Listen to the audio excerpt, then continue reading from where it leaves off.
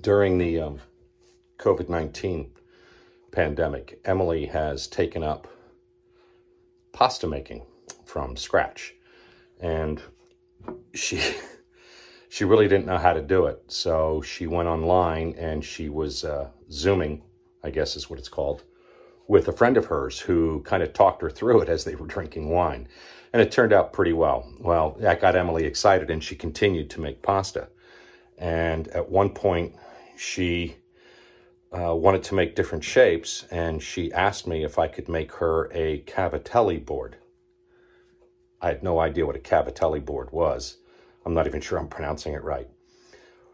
So I did a little bit of research online, and it turns out that the cavatelli board and a gnocchi board are pretty much the same thing. So I had some scrap cherry left over from Rebecca's tabletop.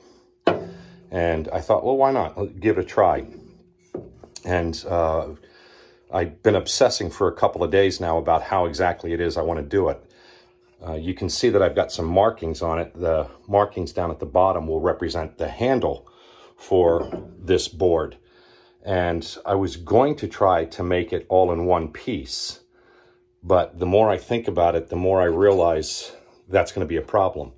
So what I'm going to do now is I'm going to cut along this line, and I'm making two boards. So I'll cut along the line, and I'll actually separate the pieces, and you'll see why here in just a minute.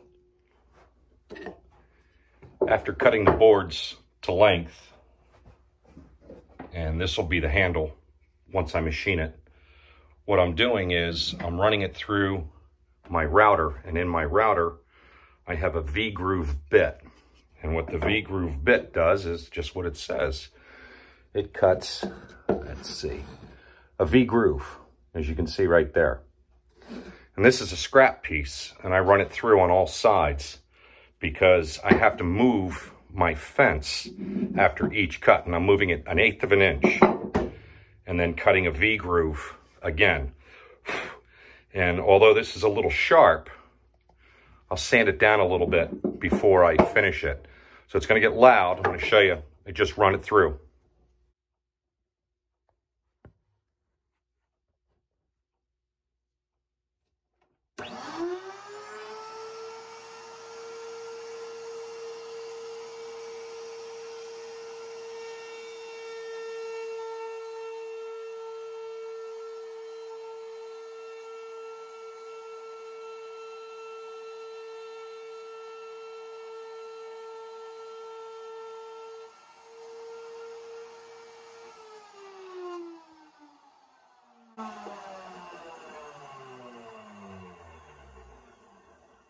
And it's that easy.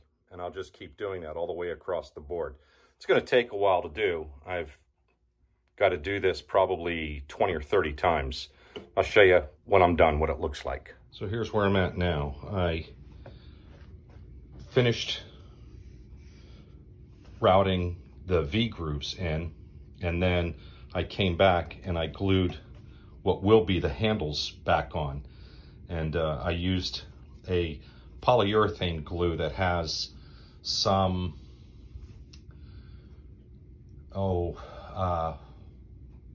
weather resistance, if you will, water resistance. And this whole thing will be covered in butcher block stain as well. And I'm going to start working on cutting this out on the bandsaw. And I had to wait a couple of hours to allow this to cure. And I'll just take the clamp off now, just fit, and I'll get to work cutting the handle out. And we'll show you what that looks like.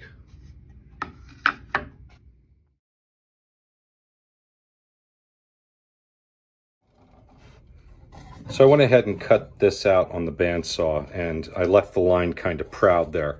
Now what I'm going to do is take this drum sanding attachment that I have for my drill press, and I'm simply going to turn it on and work my way towards that line.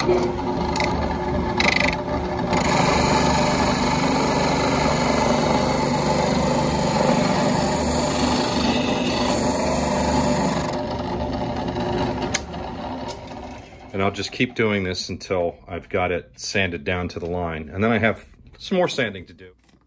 As with everything in woodworking, there's sanding. I'm trying to get down in these grooves with some 220 sandpaper. And the idea here is to just take some burrs and edges off. It's not really to sand it smooth. The ridges need to exist because you basically, at least my understanding is, you roll the pasta over these ridges to make ridges in your pasta so that the sauce will stick to it. That's the idea, at least. Probably have about 40 per board to sand between, and then I can do the finish sanding on everything else. Going to take a round over router bit and just smooth the edges down here on the handle and on the back here as well. And then I have a finish that's food safe. It's for butcher block.